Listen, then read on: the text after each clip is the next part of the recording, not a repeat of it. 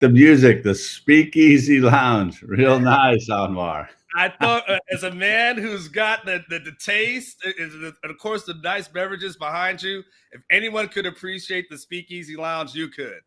Well, we should not think that I'm out here drinking at work.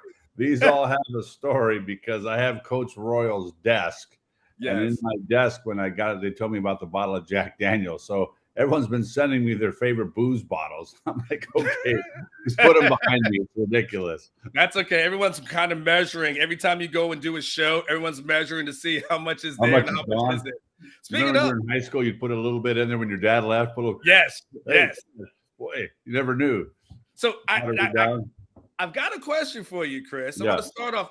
I want to know either how the couch is feeling for you or how the doghouse is feeling for you, because you got into the doghouse pretty recently with the wife. Go ahead, guys, put that on the screen. You got in the doghouse a little bit recently because you posted something and you posted about the anniversary, Chris, but your wifey wanted to let you know that there was a better picture that you could have posted, like the one from Destin.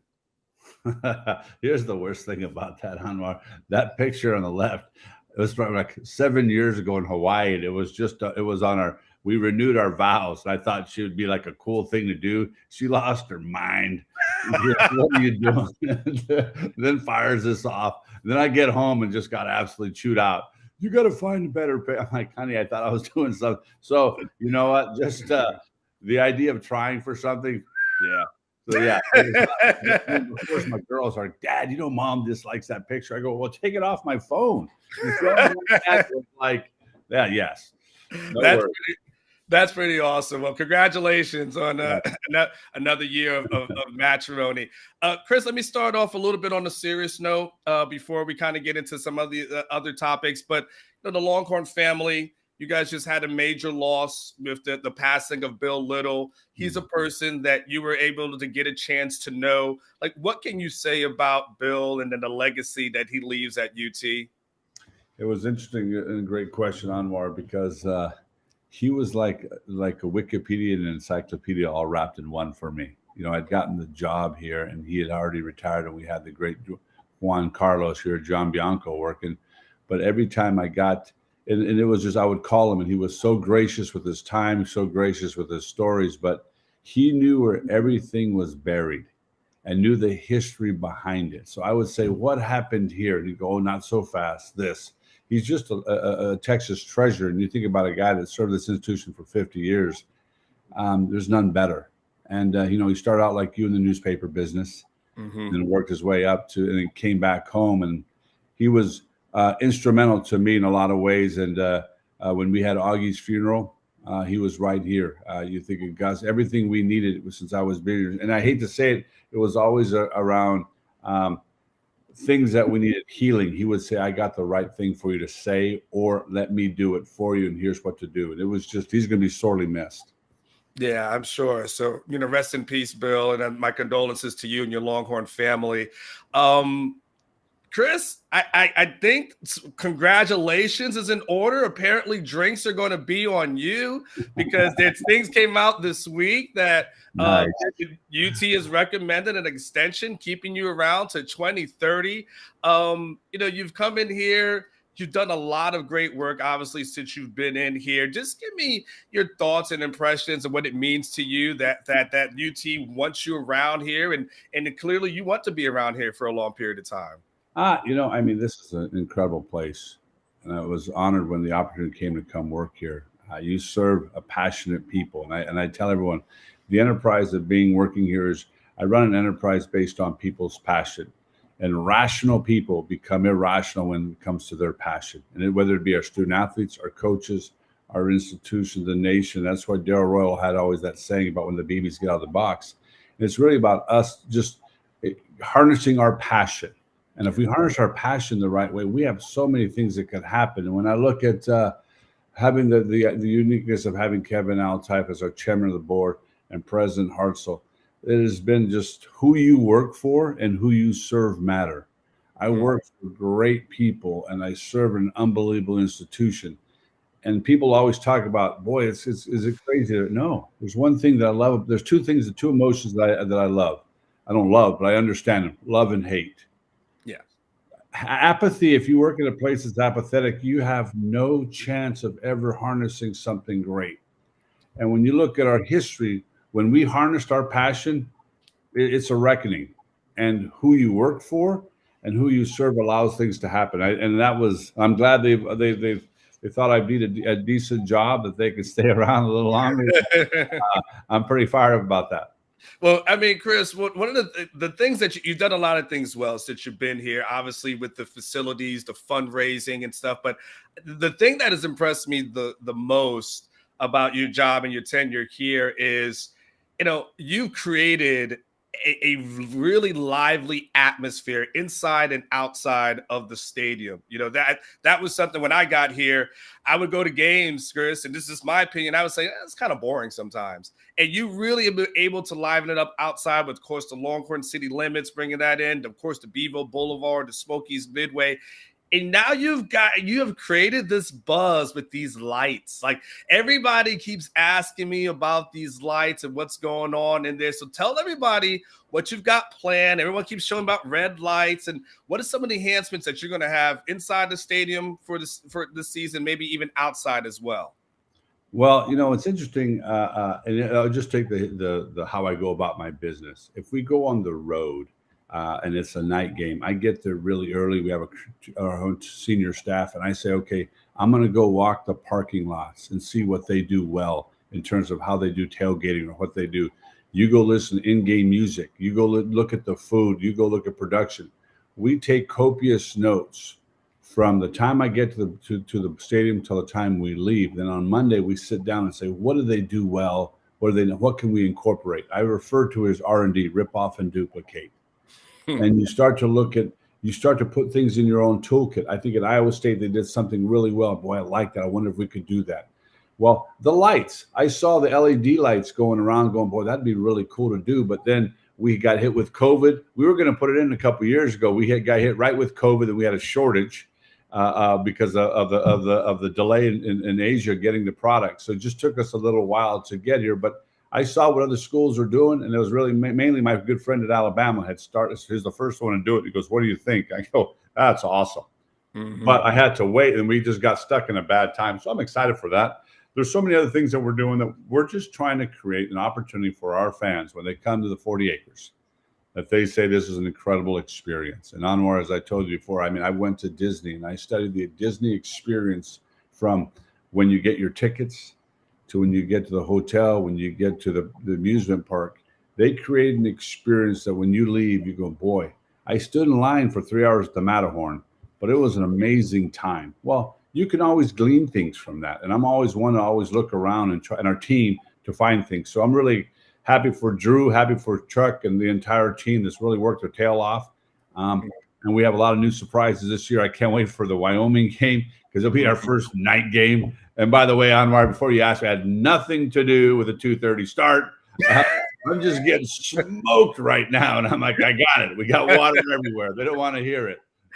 Yeah, well, it is. Your coaches had to adjust, obviously, your football coach, and have practices in the afternoon to adjust to that. Right. So yes, the 2:30 start is not ideal nonetheless, but it's going to be hot nonetheless. I mean, remember the LSU game? That was a night game, and that was hot. That was 100 degrees. So there's nothing you can do in September, Chris. And the LSU game was hot. That's the first year that we try to do a general admission student ticketing. We actually had 116,000 people in the stadium. Yeah. We sold 110,000 beers that day. And I was like, this is because I get after every game, I get a concession report so I can gauge what to drop and not drop or what to add. And I remember thinking that's ridiculous. It's just like, what? Well, if you're looking for things to add in the future and you want to do certain things, on our show, we have this thing called Super Chats.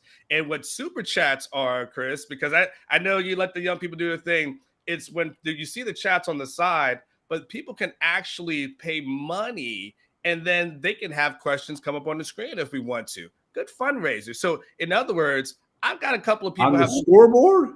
on the screen in front of you. No, I see that. I thought you were asking me to put that on. Can you imagine the scoreboard? Oh, we're going to get a super chat anymore. I'd be getting just smashed. What are you doing this?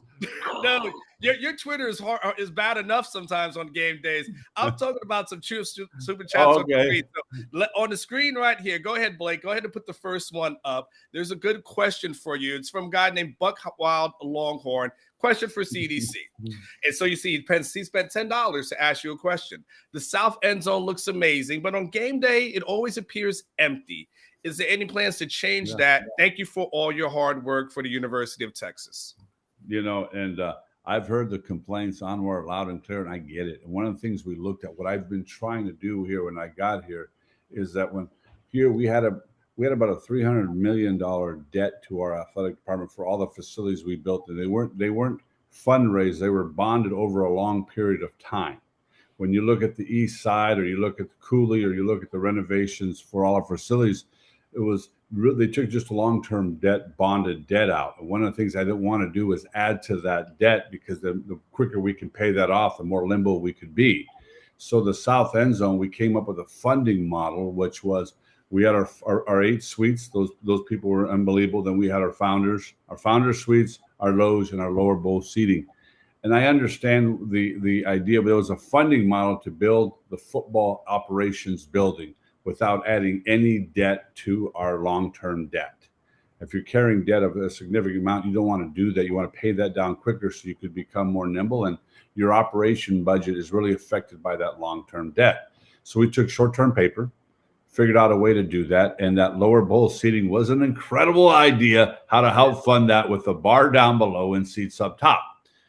Well, the first year we figured out they love the bar better than they do their seats. And everyone's on my ass about it. I'm like, God, I get it. So now, just like the Oscars, now we're having fillers.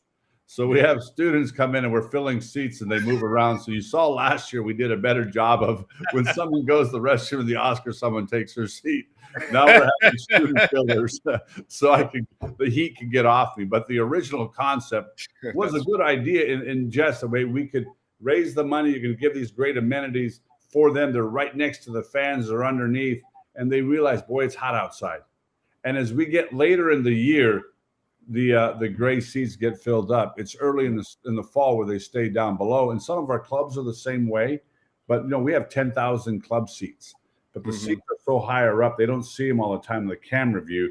And this is right in the camera view, and I get the energy about that. So it's actually loud down there because of where the fans sit in the tunnel, but because the way it looks on television, if you got my man here, Buck Wild Longhorn, hanging out at home, he's ripping me a new one because all he sees is a seat. So we're going to have fillers in right now, and we'll be all right. All right, there was another super chat that came in. Blake, go ahead and put that one on the screen. This is from Paul. Question for you, CDC. He goes, where do things stand on bringing a grass field back to DKR? As soon as possible. But what we have to do first is we have to build the indoor first. I have to get the indoor, so we'll start construction this coming June on the new indoor where the School of Social Work is. Once we build the indoor, we got a full field. That's so everyone knows, a full indoor field, a 4 outdoor practice field, an underground parking garage underneath, and some amenities that we're going to add for game day as we walk down Bevo Boulevard. That will allow then me to get, it's not the band as well as the football team out, because once you go to natural grass, the amount of usage. When I was at Texas Christian U, we were only on the stadium 6 times a year for football games, and only practice in the fall on Thursday for walkthrough. So we were only on that stadium 12 times a year plus spring game. Wow! Think through the usage of 100,000 seat stadium 12 times. We were never in there. And that's the reality of the field. So we're going to go to grass. We're going to do it, but I need to do it in an order, because the band also does more damage than the football team, because they stand in one place and move. Yes. You think, why? It's some of the tuba players, they got a 100-pound equipment on them. They're just standing in one place. And the reality is, once we have the indoor right there where they can walk back and forth, the band can use it, our team can use it, and it's also summer conditioning workouts. Or Beckton has to have a place to go that's close by. So we've been using the stadium this way. So I anticipate the indoor starting in the summer of 24 and be ready for the spring of 26. That fall of 26, we'll start with indoor. I mean, that January we'll go indoor. This can take about 5 months to do it too. Take the base down, put all the stuff back in, build it back up. So I would think January of 26 is when we would start, if everything goes according to plan, we would start for the fall season of 26 with grass. That's awesome. By the way, Gavin, I see that you put $50 in the super chat. So you just got to make sure you put your question next so we can get to see, Chris, if you did something like this and that let's say you did a forum and then had that money go there. Like, I'm just trying to tell you, say you watch different things. I just gave you another fundraiser right there, Chris. I appreciate you looking out, my friend. Okay. Let me just get a couple more before I let you get out of here. Blake, we had a really good one that was on our website, Aaron, and it's a really fascinating question. And go ahead and put that on the screen for me, Aaron. So this is what someone on our website had a question for you, and I thought it was fascinating, Chris. He goes, in this new world, he wants to know how you and the athletic department balance supporting NIL funding initiatives with your typical Longhorn Foundation, normal course operations, CAPEX investment initiatives, etc. Is like, what's your guidance to the average fan in prioritizing where their funding / donations are being directed to support athletics? Well, it's interesting. That's a great question, Anwar. And I think part of the situation is where your passion lies. Anytime someone comes and says, hey, I'd like to support your program, we allow the donor to determine where that goes. I think one of the things that was really interesting to me and unique to me was when the president 2-3 years ago said you could no longer deduct your seating in the stadium as a 100% tax deductible gift. Priority seating was no longer deductible, and that was probably at the end of Trump's presidency when they passed that bill. That really changed my mindset too about this is really about an entertainment spend, because forever, Anwar, we had been built around you support the football program through priority seating. You help golf team. You have which is true to this day. Mm-hmm. All football revenue supports all 20 of our sports, and we're really, really good at all of our sports right now. Yeah, we have great coaches, great student athletes, and we're recruiting really good kids. And it's because of that revenue that's allowed to do that. But when they changed the deduction, we had to change our mindset. And that was, I remember the conversation I had with the chairman Altaif and President Hartzell was, look, guys, I get where we're at. Here's our funding model, and we bounce ideas constantly off each other because I'm myopically, I'm at only looking at athletic department. Mm-hmm. Mr. Hartzell, President Hartzell is looking at the institution as a whole, and the chairman looks at the state and our regions from that perspective. So we're always looking at the effects and cause and effective conversations, and it's really a great position to be in. But once they changed that, we had to go to then now this idea. So when a donor says, I really want to help NIL, Texas One Fund, fantastic. That's awesome. They want to help us, but it's really the donors' charge. I think we're very fortunate at the University of Texas that we have a very passionate fan base, and you should give to where you think your passion lies. I'll never try to steer anybody one way or the other. All right, guys. Hey, look, Chris is going to have to go soon. So I appreciate the super chats. Don't put any more in. He does have to do a job this week. He's got a lot of things to handle here. So let's get the last two in here. Gavin, and you can go rapid fire on this, Chris, if you need to. He asked, we got 10 minutes. Okay. Speaking of the Wyoming game, Chris, he goes, I'm taking my son to the game for his birthday. What is the best place to sit or for him to interact with players looking at the seating for that game? It's interesting. Players, I would try to get on Beebles Boulevard early.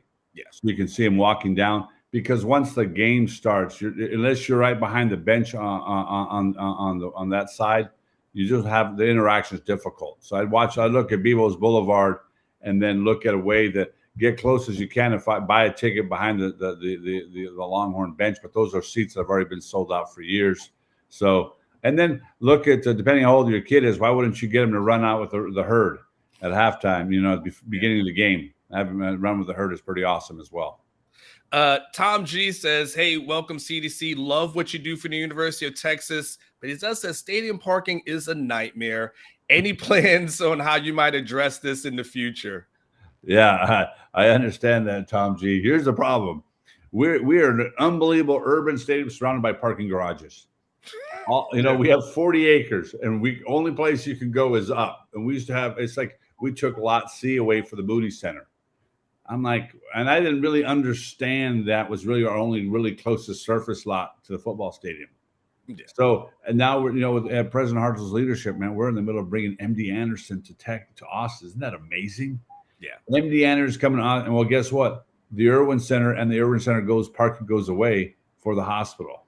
So anytime you have a lot of parking garages, the parking's gonna be a problem because you can't get out as quick. You got to come down. It is, and I don't control parking. We're working our tail off with UTPD, the city police department, and they're down about 400 police officers right now. So you think about when they're down 400 police officers, the last thing they want to deal with is a Texas football game in and out. You know what I mean? So it's real. We're fighting a shortage that's really problematic, whether it be on campus. And President Hartzell has really done a good job of hiring another safety group on top of it to come safety in West Campus because of the reduction of police force in our great city. And when we're down 500 police officers, it's going to affect what we do on game day traffic when they don't have the people. They're here to serve and protect. And it's a problem. Yeah, totally. Thank you for that, Tom. Last question I have, Chris, and I will definitely let you run on this. I do have to ask you a football question. Obviously, the season gets started next week, but this is also big picture. This is also year 3 for Steve Sarkisian. A lot of hype, a lot of anticipation. I'm kind of curious for you, what will be your definition of a successful season for Steve in year 3? I got to ask you at least a tough one, Chris. I got to ask you, does that mean getting to the Big 12 championship game? Like, what does that, because you talk about competing for championships. I'm curious for you, like what when the day is done, what's the expectation? I don't think the expectation ever changes for any of us. Our goal is our head coach's retreat. And I'll be glad to share it with every one of you. I said at the end of the day, our goal is to be a top 5 program every sport we represent. Our goal is to win a conference championship and compete for a national championship. If we do these things across the board, we'll be viewed as the very best athletic program in the country. And you can see by back-to-back Directors' Cup champions. And yet, if we had not get hit by some geese, we would have won it for the 3rd time, or a drop, a ball in Stanford. By the way, I sent that AD a box full of lights to say, hey, brother, fix the lights. Here you go. Some flashlights. He's great. He's a great friend. But you look at, so with Steve, I think one of the things you looked at, and I think, and Anwar, you and I had a lot of discussions. It was interesting for us coming through COVID and civil unrest. Mm-hmm. That football program really would bear the brunt of that. Yeah. Steve's first year, we had 54 guys on scholarship. We were running a tight end at linebacker. We were running safeties, wide receivers at safeties. We were mixing people. The depth of our team was just different. Our offensive and defensive line makeup was different. So I love the fact that and then last year's team, they're getting so much put together. Our average age of our team was 19.2. TCU was almost 23 years old. Georgia was 24. I thought they all went on a Mormon mission and came around. In fact, the quarterback is 25. I mean, and these are not excuses. What I'm saying is we went from here to here. So I look at building blocks. I walk out there, Anwar, and I go, gosh, dang it, this team looks so different. We look like the first year I was at Rice and we played Texas in 2006. And like, whoo, that's a team. We're just offensive line. We just got dudes. You got dudes on the defensive line. You got receivers. We look completely different than we did in year 3, 3 years ago. So my expectations of Steve, like across the board for every one of our sports, we know we have to embrace the hate this year. Everyone in the Big 12 is mad at us. They think we broke up the Big 12. They think we broke up the Pac-12 because we left. We left for what's right for the University of Texas. And that was my job. That's our job as leadership, is to protect the brand and put ourselves in the best position to be successful. So we know we have the T-shirts we gave all of our staff and kids, embrace the hate. That's our mantra this year. At the same time, it's the farewell tour. And our goal is we won 12 Big 12 championships last year. The year before we won 13. Our goal is to win all 20. That is our goal, and for us to compete for championships. So I will tell you that's my goal for Steve, and that's our expectations. Okay, John, you put in a question. Our last one is in 30 seconds. I know Chris well enough that he's not going to answer this question because he's going to tell you that he's focused in on the Big 12 and he's not going to talk about a prediction for SECs in year one. All right, I know you well enough to know that this is the answer to the question. Yeah, and Big John, I'm excited about that move, but it's a year away, and you have to live where your feet are. And this is one of the things we do this year, every year with our head coaches retreat. We got to focus the now. You know, this move to the Southeastern Conference is great. That's the decision we made as a leadership team. We forced it a year earlier, but we have 600 students that are going to feel the brunt of this move this year. They're going to go to and from hostile environments. We know we got to protect them, we got to love them, and we got to talk about go do you this year. So we can talk about being Nostradamus a year from now, but right now let's just get to work. All right, Chris Del Conte, I appreciate it. And thank you so much for joining me. I can't wait to see you next week. I'm sure I'll see you on Beaver Boulevard, all the road games this season. Congratulations, of course, on what's probably going to be your new contract in the long term here being at Texas. Well, I love the super chat.